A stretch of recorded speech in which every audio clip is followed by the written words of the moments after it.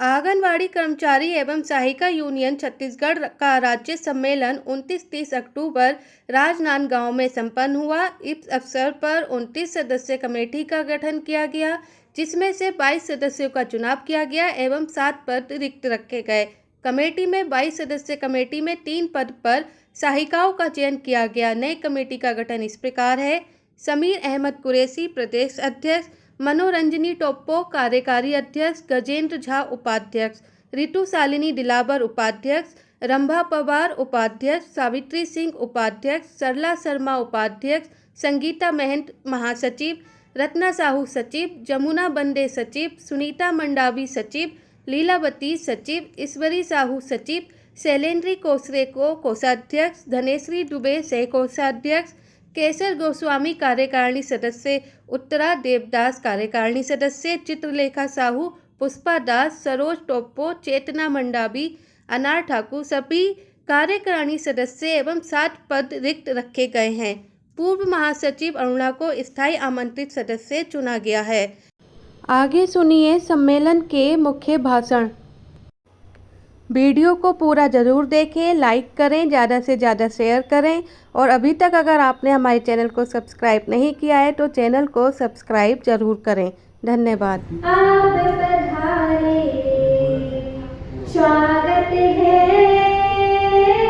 हम जो बुलाए आप पधारे, स्वागत है अभिनंदन, सत सत वंदन, स्वागत है। कई आंगनबाड़ी में तो चेयर कुर्सी तो है, लेकिन कई आंगनबाड़ी वाली बहनें बता रही थी हमारे बैठने के लिए तो एक चेयर भी नहीं है बोल रहे थे। बच्चों के बैठने के लिए दरी भी नहीं है, पंचायत से जो दरी मिली हुई है वो सब फटी हुई है, फट पट रही है। अभी रियलिटी में उनके पास बैठने के लिए बच्चों के लिए दरी भी की व्यवस्था नहीं है। नल किसी जगह में तो ऐसे नल की व्यवस्था है कि फिल्टर लगा है, किसी के जगह आंगनबाड़ी में तो ऐसे है कि वहाँ नल में पानी भरने के लिए एक ड्रम बस है, उसे फिल्टर तो बहुत दूर की बात, उसमें नल की टोटी वोटी कुछ नहीं लगा है। बिजली की व्यवस्था की समस्या है, तो हमें आंगनबाड़ी बहनों की बहुत बड़ी समस्या है। बिजली इतनी बढ़ जाती है, बिजली का बिल पटाने को हमारे विभाग को बोलते हैं तो वो बोलते हैं कि पटाएंगे करके, लेकिन कोई पटाता नहीं और बिजली का बिल बढ़ते जाता है तो हम लोगों को दबाव देते हैं। बिजली वाले विभाग से आता है कि आप लोग बिजली का कनेक्शन अगर नहीं पटाओगे तो काट दिया जाएगा करके हम लोगों को नोटिस भी दे चुके हैं। कई कार्यकर्ता तो नोटिस ले चुकी है, ऐसी है। अब उसे हटके मैं अपनी पर्सनल समस्याएं को भी मतलब आंगनबाड़ी से रिलेटेड और कुछ समस्याएं जो इस टॉपिक से हट के भी है और इस टॉपिक से रिलेटेड भी है। हम लोगों को फ्लेक्सी फंड मिलता था, सब बहनों के लिए 1000 रुपये फ्लेक्सी फंड आता था।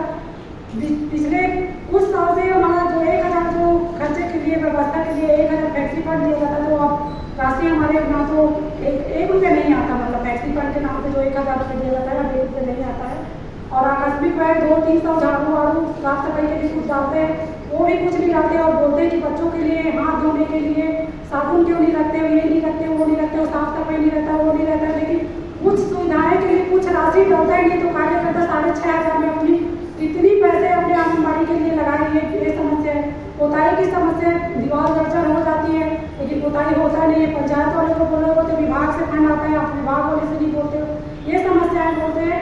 लेकिन कभी कभी तो हम लोग अपने जेब के पैसे से पूरा पुतवाई वगैरह सब चीज़ करवाते हैं। कई आंगनबाड़ी को तो ऐसे साथ सज्जा के साथ आकर्षित करते हैं। अभी जो शिक्षा नीति के तहत एक आंगनबाड़ी को सेक्टर के हिसाब से एक आंगनबाड़ी को चलने को इतना आकर्षक बना दिया है कि लोग उसी से आकर्षित होकर बच्चे को उन्हीं के आंगनबाड़ी में डालना पसंद कर रहे हैं। और बाकी एक क्रमांक 1 है वो आकर्षण है, तो 2 और 3 के जो पेरेंट्स हैं वो बोलते हैं उस आंगनबाड़ी को इतना साफ सज्जा से सजाएगा, आपके आंगनबाड़ी में कुछ साफ सज्जा नहीं। तो विभाग यहाँ पे जो मातृत्व वंदना का जो पैसा 200 रुपया आएंगे बोलते एक बार हमारे खाते में डला है और उसका काम 3 किस्तों में डालते हैं। उसको जाने के लिए आने जाने का खर्चा हम लोगों की जेब से तो 200 से ज़्यादा चला जाता है, लेकिन जो 200 की राशि देंगे बोलते वो भी आज तक हमारे खाते में डलता नहीं है।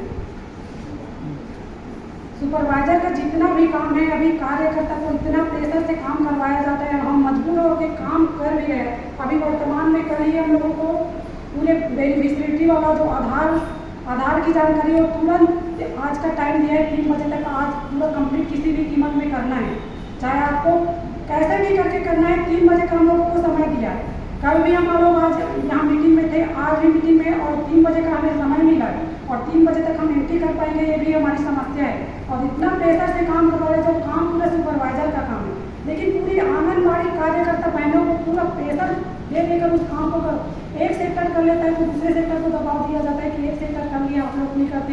वो भी तो आंगनबाड़ी की कार्यकर्ता 6,500 तो उनको भी मिलता है, आपको भी मिलता है, लेकिन आप लोग इतना काम से जी चुकाते हुए करके बोल के हम लोगों को किसी भी कीमत में काम ले ही लेते हैं। और हम लोग ऐसे ही बेवकूफ़ है कि जो सुपरवाइजर का काम है, बैठे बैठे वो लोग 30,000 35,000 का पेमेंट लेते हैं और उसका काम हम लोग पूरा करते हैं, जबकि हम लोगों को हार्ड कॉपी में लेके जाके देना है, बाकी एक्साइज का कुछ भी नहीं करना है।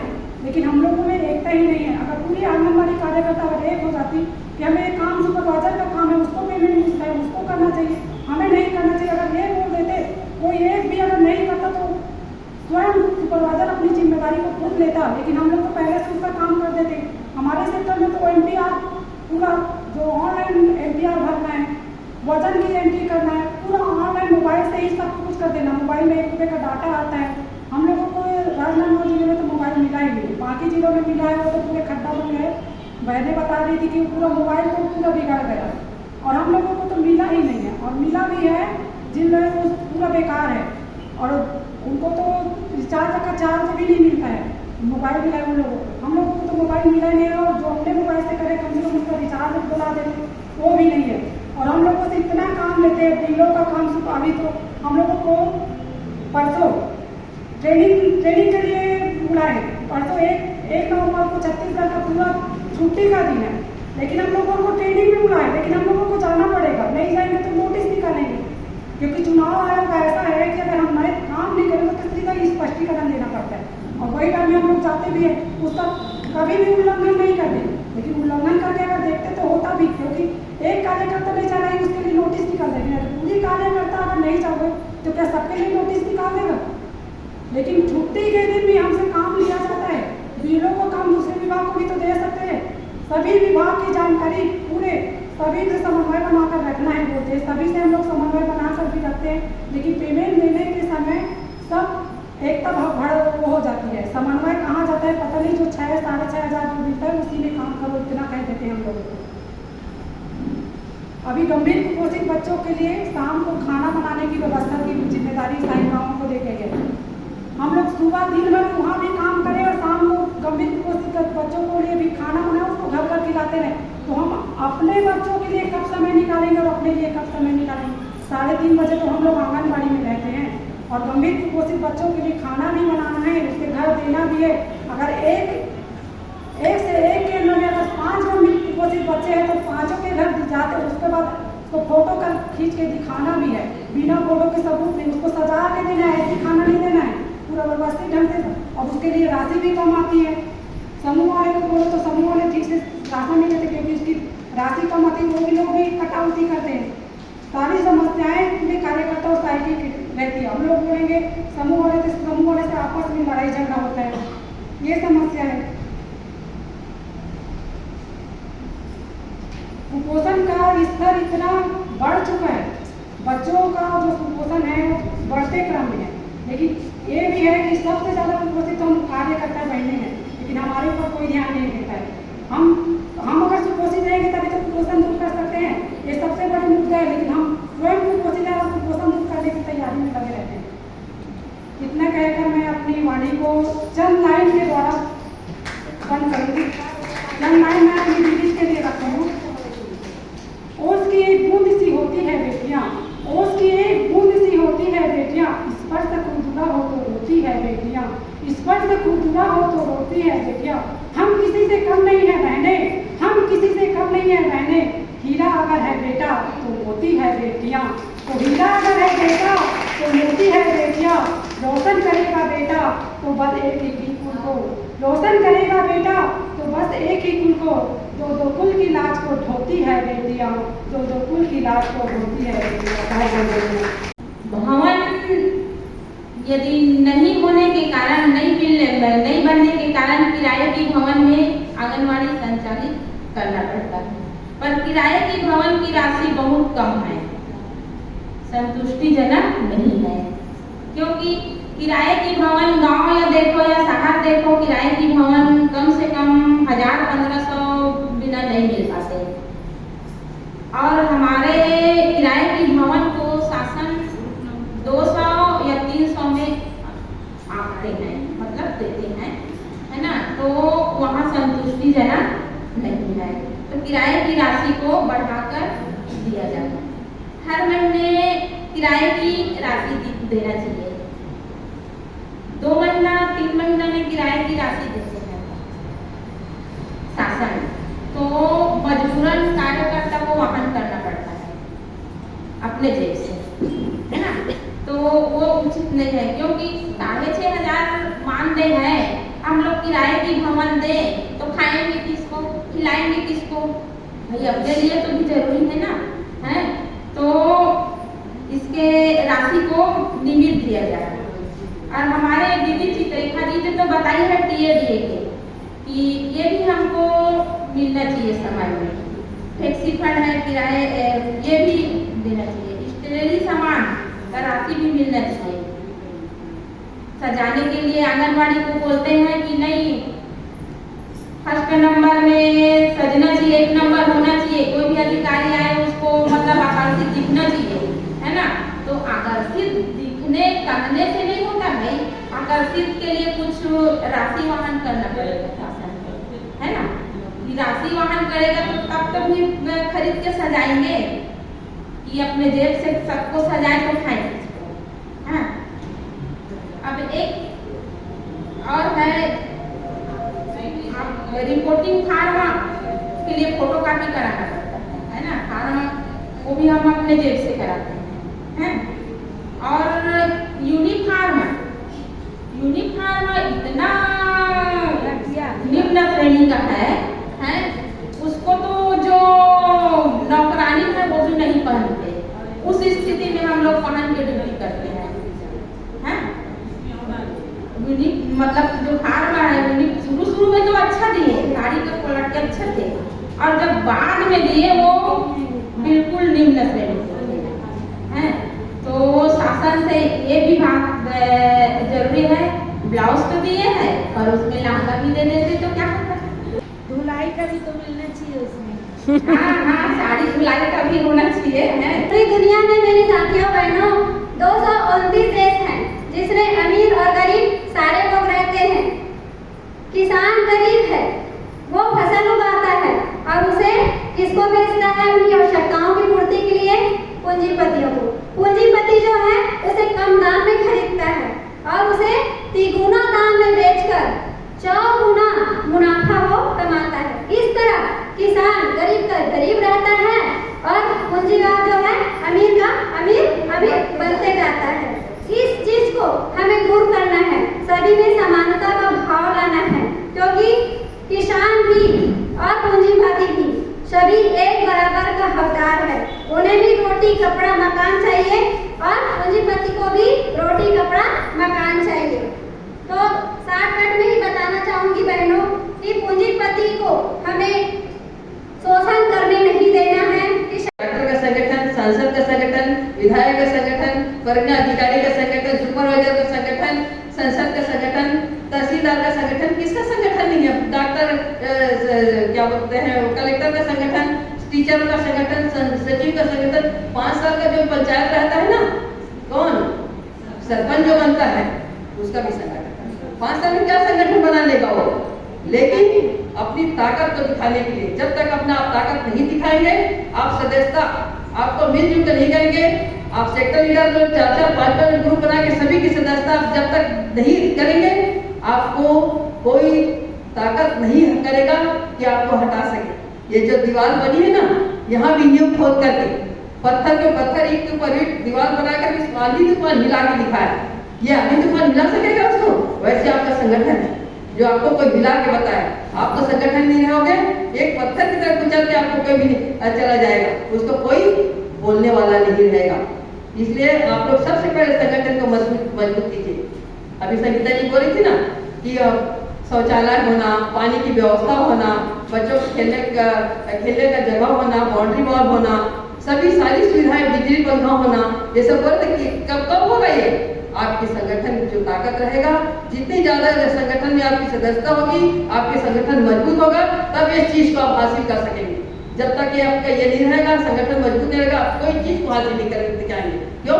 आवाज उठाना से सिर्फ एक है और अधिकारियों का तो पीछा करने वाले, उसका पालिसा करने वाले 10 लोग हैं। तो आपकी ताकत देश में मजबूत हुई कि उसकी ताकत मजबूत हुई? शासन कर्मचारी आपका नहीं है, ये मान के चलिए। एक बार संगठन आपका है, लेकिन अधिकारी कर्मचारी आपका नहीं है। क्यों? अधिकारी कर्मचारी क्या करता है? वो अपने काम को अंजाम देने के लिए आपके कंधे पर बंदूक चलाता है और वही उठता है। काम कौन करता है? ये तो पेंट जो रहता है ना, पेंट जो ढक्कन है ना, ढक्कन सिर्फ दिखावा करता है कि ये ढक्कन है, और ये ढक्कन का क्या है? ये पेंट बड़ी अच्छा है, वो तो ढक्कन है ना। और काम कौन करता है? कलम। तो ऐसी मंत्री ढक्कन है, आप लोग कलम, जिसमें आपके आधार पर वो लोग वही उठते हैं। कुपोषण दूर करने का काम, महिलाओं को इकट्ठा करने का काम, कोई मंत्री आ रहा है वहां जाके भीड़ दिखाने का काम, किशोरी बालिकाओं को प्रशिक्षण देने का काम, समूह को एकत्रित करने का काम, गांव में जाके आधार लिंकिंग करने का काम। अभी इससे बहनों, अपने लड़ाई के लिए लड़ो। एक नेता होने के नाते आप जब भी परियोजना में या जिला में या राज्य में कहीं भी जाओगे, आपकी इज्जत भी होगी, आप सम्मान पूर्वक बात करिए, आपकी सब समस्याओं का हल होगा। जैसे पहले एक गांव में एक आंगनबाड़ी केंद्र होता था ना, एक आंगनबाड़ी में एक गांव में एक आंगनबाड़ी होता था, लेकिन आज उसी गांव में एक पंचायत में 2-3 आंगनबाड़ी हो रहा है। हर पारा मोहल्ला में, शहरी में तो वार्ड के हिसाब से आंगनबाड़ी होता है। तो विस्तारीकरण तो हुआ, लेकिन उस विस्तारीकरण में जो बुनियादी सुविधाएं, जो छोटे बच्चे हैं, उसको जो सुविधा मिलनी चाहिए, जैसे उस आंगनबाड़ी का माहौल होना चाहिए कि स्वच्छ माहौल होना चाहिए, आंगनबाड़ी सुंदर ढंग से लिपा पोता होना चाहिए, सुसज्जित होना चाहिए, बैठने की व्यवस्था सही होनी चाहिए, पानी की सुविधा होनी चाहिए, शौचालय की सुविधा होनी चाहिए, बच्चों को खुला माहौल में खेलने की सुविधा होनी चाहिए। ये सब वो आंगनबाड़ी में नहीं रहता है ना। दे दिया जाता है खिलौना तो दे दिया जाता है, लेकिन वो सरकार तो खिलौना दे रही है, लेकिन वो खिलौना देते वो केवल कमीशन के चक्कर में, है ना, कमीशन के चक्कर में इतना घटिया रहता है, गुणवत्ताहीन रहता है कि बच्चा खेलते ही पूरा खिलौना टूट जाता है ना। और हम लोग जब हमें पैसा रहता है कि आंगनबाड़ी में जो भी सामान आता है उसको महासारी समिति से प्रमाणित करवाया जाए, है ना। जब हम इतना बड़ा पेटी भी लाते हैं तो बोलते हैं कि अरे वहाँ तो बहुत सारा आंगनबाड़ी में खिलौना आता है, पता नहीं कहाँ जाता है, बच्चे लोग खेलते नहीं कहाँ जाता है। लेकिन वो खिलौना गुणवत्तापूर्ण रहता है क्या? तुरंत खेलते ही टूट जाता है ना। तो हम लोग उसको कहाँ रखेंगे? संभाल के नहीं रख सकते। कोई भी सामान आता है, सामग्री आता जरूर है, लेकिन वो गुणवत्ताहीन रहने के कारण जल्दी टिक नहीं पाता है और टूट जाता है ना।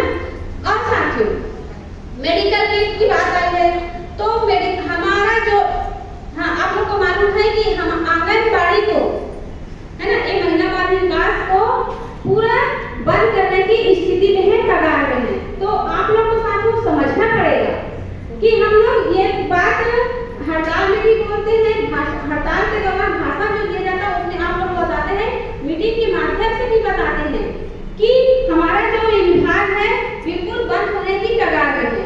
एक तो सरकार पूरा निजीकरण, सारा चीज को निजीकरण कर रही है ना, हर विभाग को निजीकरण कर रही है, हॉस्पिटल को निजीकरण कर रही है, रेल को भी निजीकरण कर रही है ना, सारे कंपनियों को निजीकरण कर रही है, जो भी कारपोरेट घराने हैं उसको सस्ते दाम में दे दिया जाता है, और वो जो कारपोरेट है वो मुनाफा कमा रही है ना। तो हमारा जो ICDS है धीरे धीरे बंद होने की स्थिति है। मेडिकल की जितना भी हमारा स्वास्थ्य सेवाएं हैं, टीकाकरण है, वो कौन कर रहे हैं? मितानी को दिया जा रहा है ना। हमें जो पहला मेडिकल किट मिलता है तो हमको मिलता है क्या? नहीं, वो किसको मिलता है? मितानी को। और टीकाकरण के लिए मितानी ही सारे बच्चों को टीकाकरण के लिए ले जा रही है, उसका पैसा बनता है ना। तो हम लोग टीकाकरण नहीं कराएंगे बच्चों का, तो कौन कराएंगे? वो क्या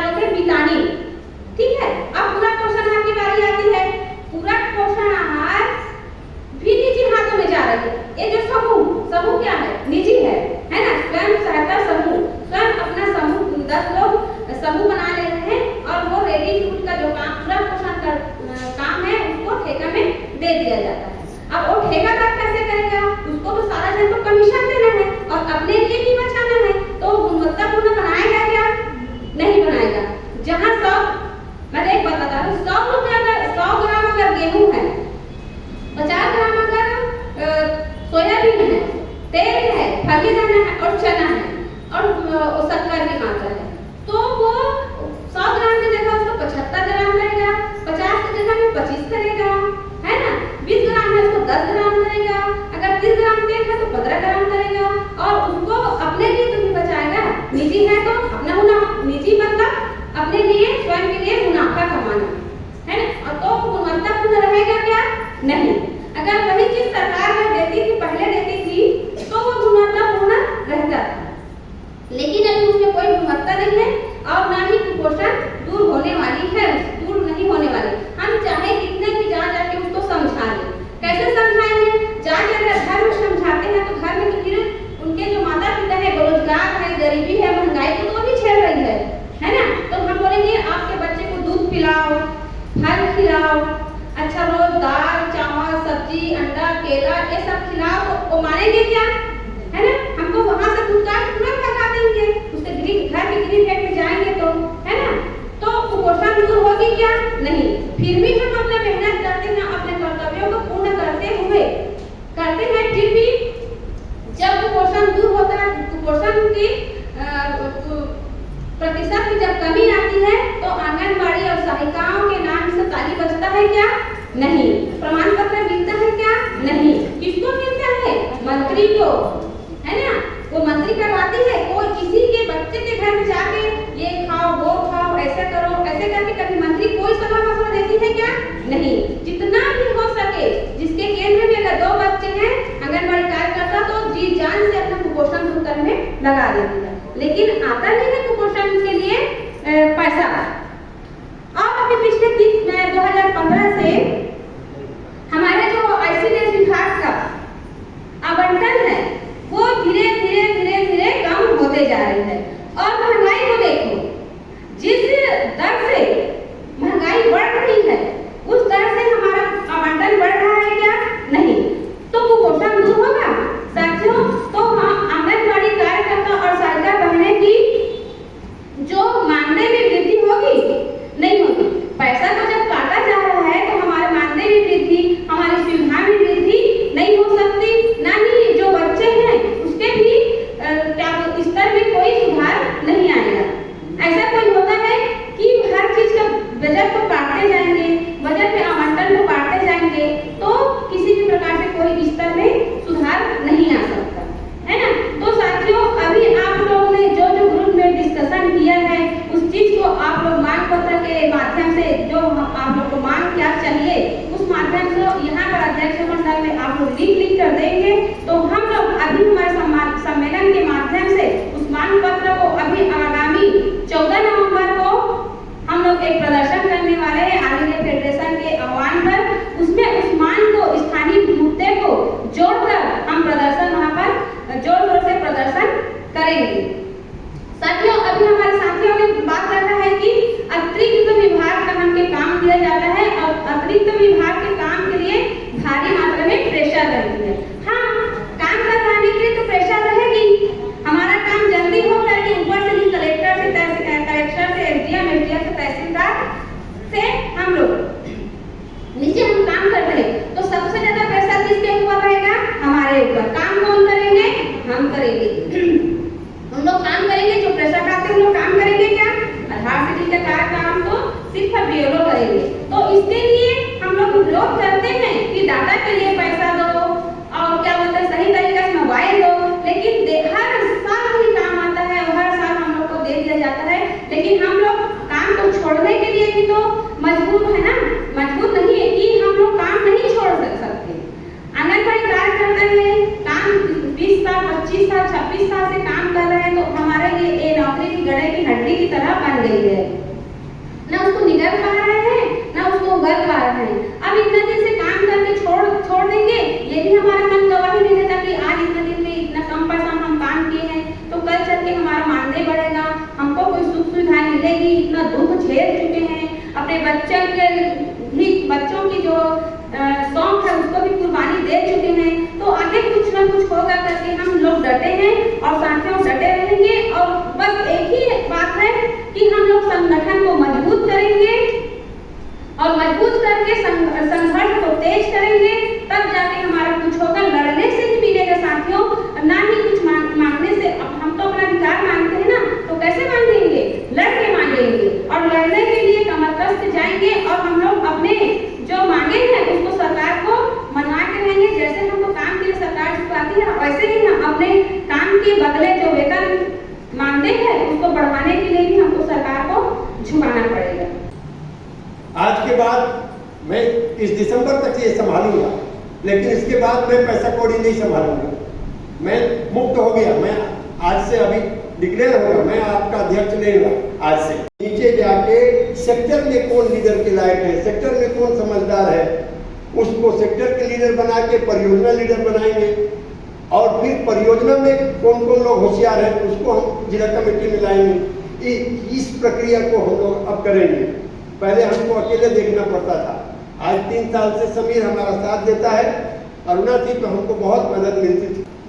जब हम आंदोलन करेंगे और हमारा आंदोलन मजबूत होगा तब हमारी ताकत बढ़ेगी।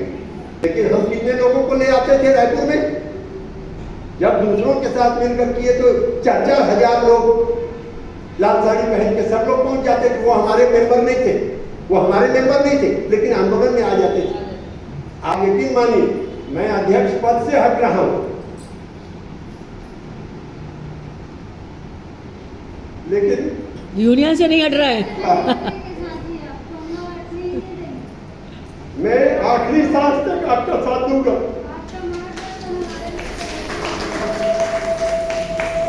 रोटी के साथ मलाई नहीं मांग रहे हैं, लेकिन रोटी तो चाहिए ना, जिंदा रहने के लिए, अगले दिन काम पे आने के लिए रोटी चाहिए।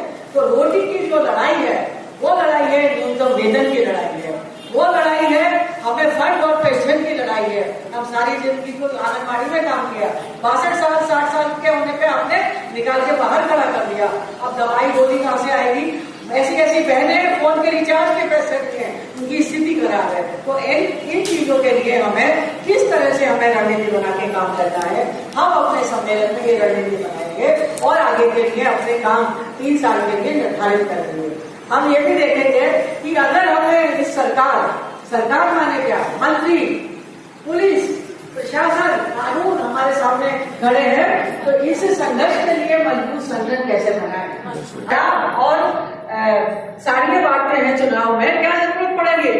अगर आंगनबाड़ी को पूरा वेतन दे दे, आंगनबाड़ी में जो बच्चे आ रहे हैं उनको पूरा खाना दे दे, औरतों को पूरा खाना दे दे, अच्छी व्यवस्था हो, केंद्र में बैठने की जगह हो, गैस हो, गर्म खाना मिले, तो बताइए क्या राजनीतिक दलों को ये रिश्वत देने की जरूरत पड़ेगी कि शराब बांटो, बूथ कैप्चर करो, मशीन में गड़बड़ करो और वोट लो? नहीं पड़ेगी। लेकिन फिर भी ये लोग ऐसा नहीं करना चाहते, इसलिए हमें इनके संघर्ष के लिए मजबूत संगठन की जरूरत है। जो बहनें यूनियन की पदाधिकारी हैं, जो बहनें यूनियन की मेंबर हैं, वो उन सामान्य आंगनबाड़ी वर्कर से कई गुना बेहतर हैं जो रोजाना काम पे जाती हैं और घर लौट जाती हैं। क्यों? क्योंकि आपको पता है हमारे देश में क्या हो रहा है, आपको पता है केरल में कितना पैसा मिल रहा है, पांडिचेरी में न्यूनतम वेतन मिल रहा है। आज तो 2-4 राज्य हिंदी भाषी छोड़ दीजिए, सब जगह 10,000 से ऊपर मात्र आंगनबाड़ी का है। आंगनबाड़ी में डेथ होने पे उसका कंपेंसेशन ज्यादातर राज्यों में है।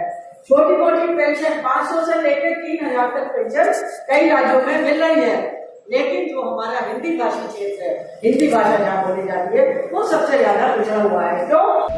एक नई जिम्मेदारी जो मिली है नई कार्यकारिणी को, जिसमें भी इस कार्यकारिणी में मैं एक सहयोगी के रूप में सबसे अंतिम पंक्ति में खड़ा रहूंगा हर काम के लिए। और कामरेड ने जिस भाव के साथ और जिस भरोसे के साथ नई कार्यकारिणी को प्रस्ताव दिया, होना क्या चाहिए, कार्य योजना क्या होना चाहिए। काम तो करते हैं, संगठन में भी करते हैं। 2004 से लेके जो 18 वर्ष में जो काम हुआ और जिस भरोसे के साथ संगठन में कराया गया, जिस उम्मीद के साथ संगठन आगे बढ़ा, इसको आने वाले 3 वर्ष के अंदर हमें कम से कम 5 गुना का संकल्प लेके जाना चाहिए, तब तो ये कारखानी की भरोसे के साथ उतरेगी। ये मेरा सुझाव है, नंबर 1। नंबर 2, आज हमारे पास 11, मैं रिपोर्ट पर नहीं बोल रहा हूँ, 11-12 परियोजना है। इनको बड़ा किया जा सकता है, 11 से 5 गुना 55 परियोजना में जाने की कार्य योजना बनाई जाए। जैसे काबिनेट जासूस ने कहा कि हम नीचे स्तर पर जाएंगे, बिल्कुल। आने वाले समय में राज्य कमेटी की पहली प्राथमिकता यह होना चाहिए कि हमें परियोजना लेवल जितनी भी हमारी कार्यकारिणी है उन सबकी एक विस्तारित बैठक बुलाई जाए और उसमें राज्य स्तर पे हम सेक्टर लेवल पर जिन समस्याओं के साथ जो आज अपने 4 सब्जेक्ट के साथ बातचीत रखा, ये बहुत अच्छी बात है। कमेंट विनय गुप्ता जी के सुझाव पर और ये सब्जेक्ट जो हुआ है उसमें नहीं वो दूर होना चाहिए। मैं माइक का आदि नहीं हूं, इसलिए माइक बोलना दूर हो। तो हमको ये करना है कि आने वाले समय में छत्तीसगढ़ के अंदर सेक्टर से लेकर आंदोलन जो शुरू हो उसके साथ हमको बच्चों के माता पिताओं को जोड़ना आवश्यक है। क्यों? हम जो नौकरी करते हैं वो नौकरी करते हैं उन बच्चों के लिए। उन बच्चों का स्वास्थ्य अगर सही रहेगा, उनका सही पोषण मिलेगा, उनको सही शिक्षा मिलेगी, उन माता पिताओं को बताना पड़ेगा सरकार के कार्यक्रम में कि ये बड़े बड़े पूंजीपतियों को पैसा माफ करते हैं, टैक्स माफ करते हैं, जो कि बहुत ज्यादा होता है। उसकी जगह बजट को आवंटित करें ताकि हर केंद्र मजबूत हो और कार्यकर्ता को 26,000 और सहायिका को 18,000 रुपया मिलना चाहिए। ये हमारी मांग है और ये लेकर है। इसके अलावा हमको सामूहिक तौर पर ग्रामीण स्तर के अंदर हमें एक संयुक्त बैठकें करना पड़ेगा। कैसी? गांव के अंदर आंगनबाड़ी है तो प्राइमरी मिडिल, प्लीज थोड़ा सा रत्ना जी इसको बंद कर 2 मिनट, इसको बात कर लीजिए। ग्रामीण लेवल पर हमको अपनी सामूहिक ताकत बढ़ा करना है, शहर के लेवल पर करना है तो आंगनबाड़ी है तो प्राइमरी स्कूल भी है, प्राइमरी स्कूल है तो उसी के साथ सफाई कर्मी भी है। तो ग्रामीण मजदूर एकता संयुक्त मंच बनाना पड़ेगा, उनके साथ हमें किसान भाइयों को भी साथ लेना पड़ेगा, खेत मजदूरों को भी लेना पड़ेगा, ताकि राज्य और केंद्र सरकार की जो नीतियां आ रही है उनके खिलाफ लड़ा। अगर हम इस प्रकार से लड़ेंगे और इन मुद्दों को लेकर जाएंगे, आपके बच्चों के पोषण के लिए हम 3,000 रुपए में, हम 6,000 रुपए में, 7,000 रुपए में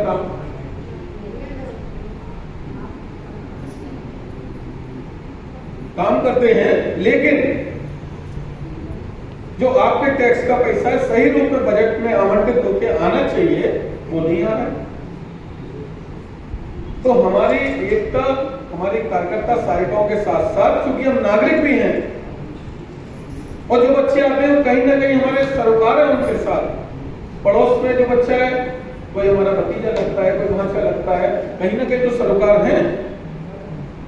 तो इन सरोकारों को जोड़ते हुए हम अपने संगठन को मजबूत बनाएं और मजबूत बना के हम आने वाले समय में एक सबसे बड़े संगठन के रूप में आंगनबाड़ी कार्यकर्ता सहायता एकता यूनियन, जिसका पंजीयन क्रमांक 45 है, उसको इस भरोसे के साथ ऊंचाई दें ताकि कल आने वाले समय में जहाँ साहब जब अपनी बात को रखें तो दुखी मन से न रखें, उनको प्रसन्नता हो कि देखिए ये नई कार्यकारिणी को जो उन्होंने भरोसे के साथ सौंपा था वो कार्यकारिणी आगे बढ़ रही है और इसको प्रगति की ओर ले जा रही है, ताकि हम कार्यकर्ता सहायताओं की मांगों को भी आगे ले जा सकें, उन बच्चों के जो पोषण का मामला है उसको भी उठा सकें, बच्चों के जो खिलौने संबंध जो भी समस्या उनको हल किया जा सके। इसी के साथ ग्रामीण संयुक्त मजबूत मंच भी बनाना पड़ेगा, इस पर भी काम। समय बहुत है और हम साथी भी बहुत। हम आने वाले समय में विस्तार से बैठक रखेंगे और उस पर कार्यकारिणी पे विचार करेंगे।